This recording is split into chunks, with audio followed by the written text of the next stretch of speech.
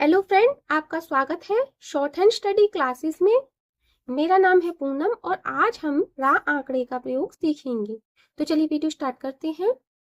रा आंकड़े का प्रयोग सीखने के लिए हमें कुछ नियमों को अच्छे से समझना होगा और सीखना होगा। यहाँ पर मैंने उन्हीं नियमों को लिखा हुआ है। आइए हम यहाँ इन्हें समझ लेते हैं, सीख लेते हैं, ताकि हम जब रा आंकड़े का प्रयोग करें तो हमसे कोई भी त्रुटि ना हो, कोई भी गलती ना हो। आइए देखते हैं पहला नियम हमसे क्या कह रहा है।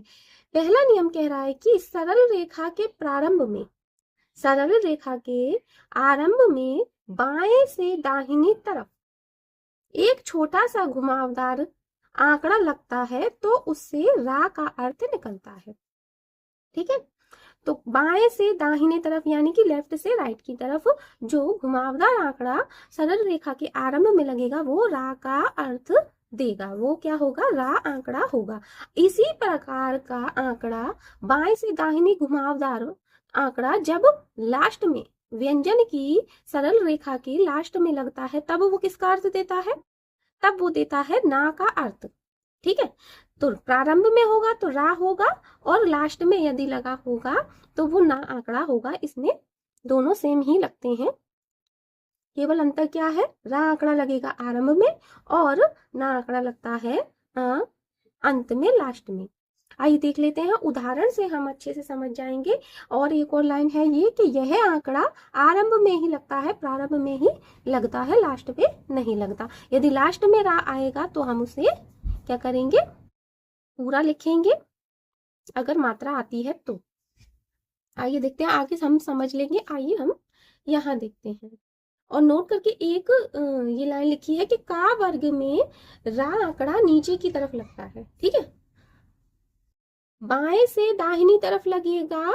जो सीधी खड़ी रेखाओं वाले होते हैं, आड़े तिरछे जो व्यंजन होते हैं, उनमें लेफ्ट से राइट की तरफ लगेगा और का वर्ग होगा उसमें नीचे की तरफ ये आंकड़ा लगता है। आइए देखते हैं, उदाहरणों से हम समझ लेते हैं। जैसे ये लिखा है प्र और ये पृथ्वी वाला प्र है, ऋषि वाली मात्रा है। दोनों हम कैसे बना सकते हैं? बाएं से दाहिनी तरफ, तो बाएं से दाहिनी तरफ ही हम लगाएंगे ये ऐसे। ठीक है, बाएं से दाहिनी तरफ हो गया ना, इस तरह से बना है ये एरो, इस तरह जा रहा है। अब ये है क्रा, क्रा तो नीचे की तरफ बनता है, इसमें तो कोई, ये हो गया क्रा। ये ऋषि वाला हो या ये लटकन वाला हो, कोई सा भी रा लग रहा हो, हमें ऐसे ही। और रेफर वाला रा जो ऊपर ऐसे ई की मात्रा वाला लगा होता है ना, वो वाला भी इसी तरह ही हम बनाएंगे। इसी को समझ लेंगे। जैसे अगर हम ये लिखते, इसके ऊपर ऐसे रा लग रहा होता तो वो भी सेम यही होता। और च्रा, च्रा को हम लिखेंगे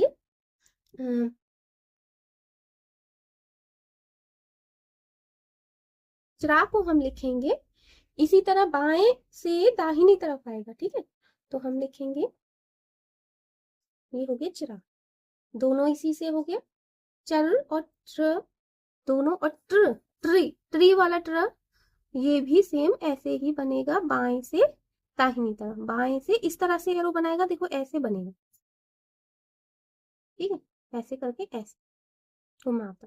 ठीक, आगे देखते हैं, अगले पॉइंट को हम देख लेते हैं।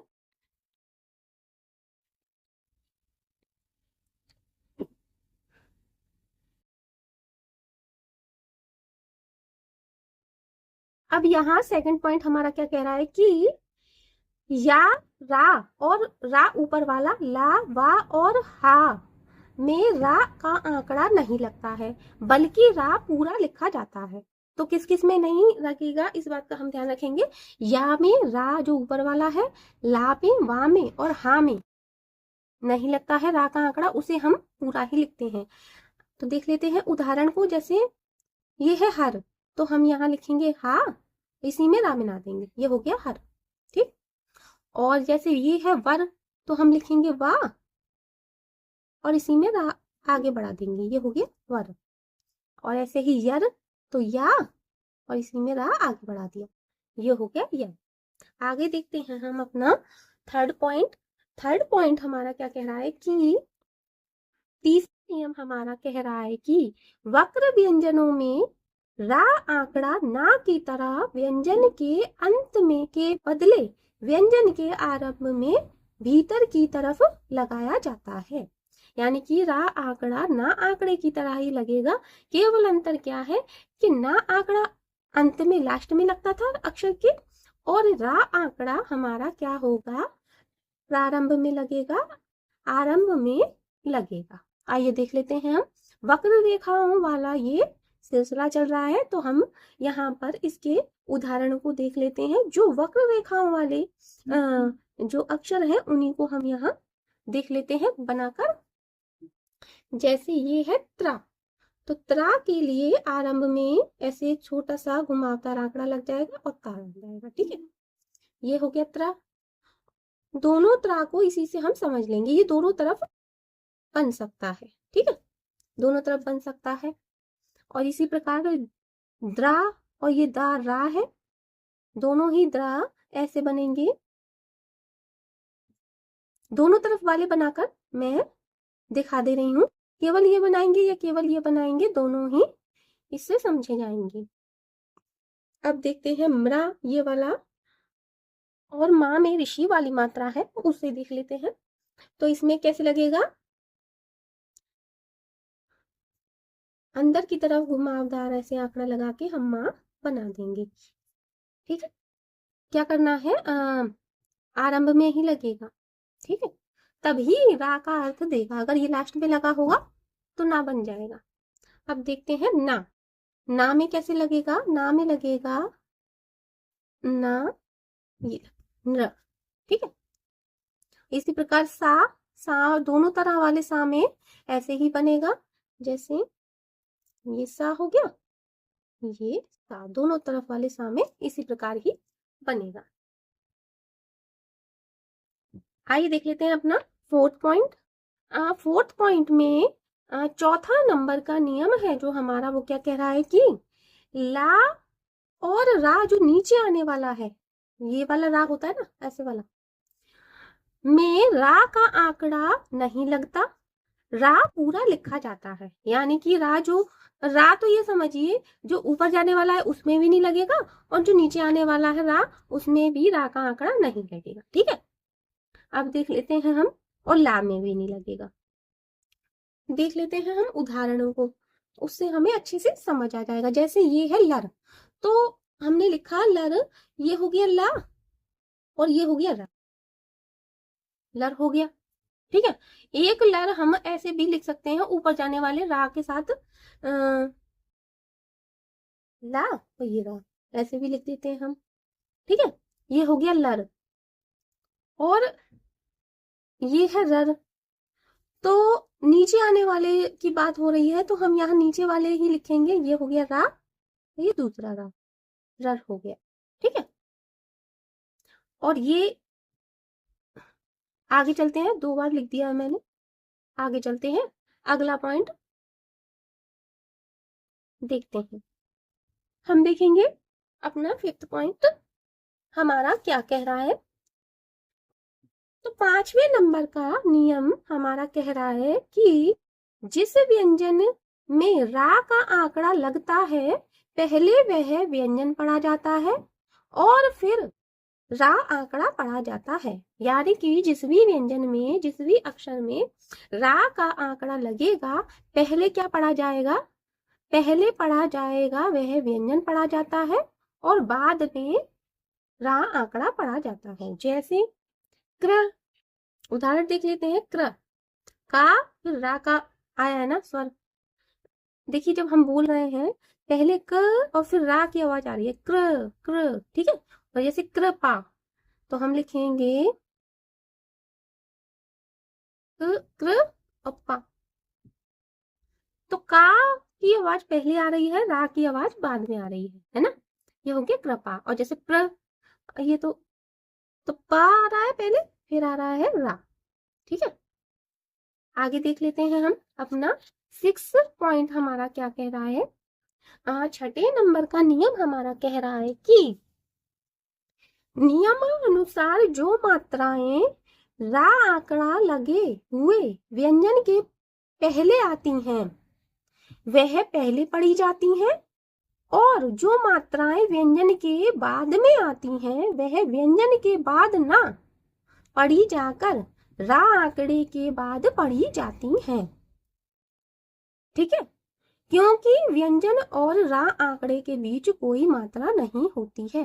देखिए, हम जब आंकड़े पहले पढ़ रहे थे, ता आंकड़ा पढ़ा हमने, ना आंकड़ा पढ़ा, तो क्या होता था कि व्यंजन के पहले जो मात्रा आएगी वो तो पहले पढ़ी जाएगी, है ना, और जो व्यंजन के बाद में जो मात्रा आती है वो क्या होता था कि वो व्यंजन के बाद में पढ़ी जाएगी, और पहले जो लग रही है वो जो आंकड़ा है, जैसे ता है या ना है, उसके बाद पढ़ी जाती थी। लेकिन यहाँ क्या है, यहाँ वो साफ साफ कह रहा है कि जो पहले आएगी जो मात्रा वो तो व्यंजन से पहले पढ़ी जाएगी। ठीक है, और लेकिन जो बाद में आएगी वो व्यंजन के बाद नहीं पढ़ी जाएगी, वो किसके बाद पढ़ी जाएगी, रा आंकड़े के बाद में पढ़ी जाएगी। इसका कारण क्या है, इसका कारण है एक है कि इन दोनों व्यंजन और रा आंकड़े के बीच में कोई भी मात्रा नहीं आती है, इसलिए रा आंकड़ा वहीं लगेगा जहां व्यंजन और रा आंकड़े के बीच में कोई मात्रा नहीं आएगी, वहां पर हम रा आंकड़ा लगाएंगे, अन्यथा हम क्या करेंगे, पूरा रा लिखेंगे। आइए देख लेते हैं, उदाहरणों को हम यहाँ समझ लेते हैं। जैसे ये है प्रेम, हमने लिखा प्रेम, तो पा में रा लगा दिया और माँ बना दिया। तो देखिए, पा पे लगी है मात्रा, लेकिन मात्रा जब हम बोल रहे हैं तो कैसे पढ़ी जा रही है, प्रेम। ए किस पे लग रही है कि मात्रा, रा पे। ठीक है, तो ये हो गया प्रेम। और ये है त्रिजटा, त्रिजटा को हम लिखेंगे, ता में रा लगाएंगे और जा और ये ता। ठीक है, ता पे है ई की मात्रा, तो कहाँ लगेगी, सेकंड, ता पे ई की मात्रा है तो यहाँ लग जाएगी। और जटा, ये ता पे त्रिजटा हो गया ये। अब आगे देख लेते हैं हम अगला पॉइंट, अगले शब्द को देख लेते हैं हम। जैसे ये है ब्रिटेन, तो बा में हम लगाएंगे रा और ये टा, और टा में लगा दिया हमने ना, इधर नहीं लगेगा, गलत है। ये है बा में रा और ये हो गया टा और ये ना। ठीक है, अब टा पे है एक ही मात्रा, तो हम यहाँ सेकंड में बिंदु लगा देंगे, ये हो गया ब्रिटेन। अब देखते हैं श्री, श्री के लिए हम सा में रा लगाएंगे।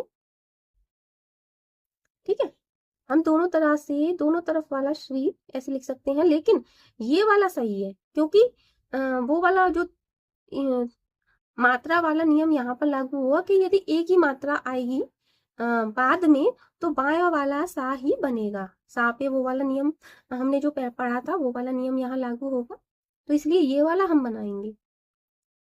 आगे देख लेते हैं हम, ये है हमारा लास्ट पॉइंट, सातवां नियम।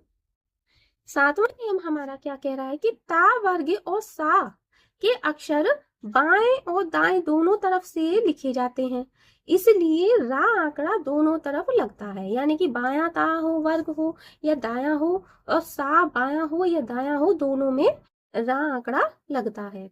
अब देख लेते हैं हम, जैसे त्रा लिखेंगे तो हम दोनों तरह से लिख सकते हैं, ये भी त्रा है और बायां और ये दाया। ठीक है, और जैसे स्रा लिखेंगे हम तो ये हो गया बायां और ये हो गया दायां, तो हम दोनों तरह से लिख सकते हैं। अब आपको ये अच्छे से समझ में आ गया होगा रा आंकड़ा। अगर ना आपको समझ में आया हो तो आप एक बार फिर से इसे इस वीडियो को देख सकते हैं ताकि आप अच्छे से समझ जाए। वैसे बहुत ज्यादा, क्योंकि हमने पहले ता आंकड़ा और ना आंकड़े को भी हम पढ़ चुके हैं, तो बहुत ज्यादा आपको मुश्किल नहीं होगी इस आंकड़े को समझने के लिए। इसमें बहुत ही वही नियम है, ज्यादा चेंजेस नहीं है। और अब तक आप इस चैप्टर तक अगर आप पहुंच चुके हैं तो आप को शॉर्ट हैंड की अच्छी सी समझ हो चुकी है, तो इसलिए आपको यहाँ कोई भी परेशानी नहीं होगी। मिलते हैं अगली क्लास में, धन्यवाद।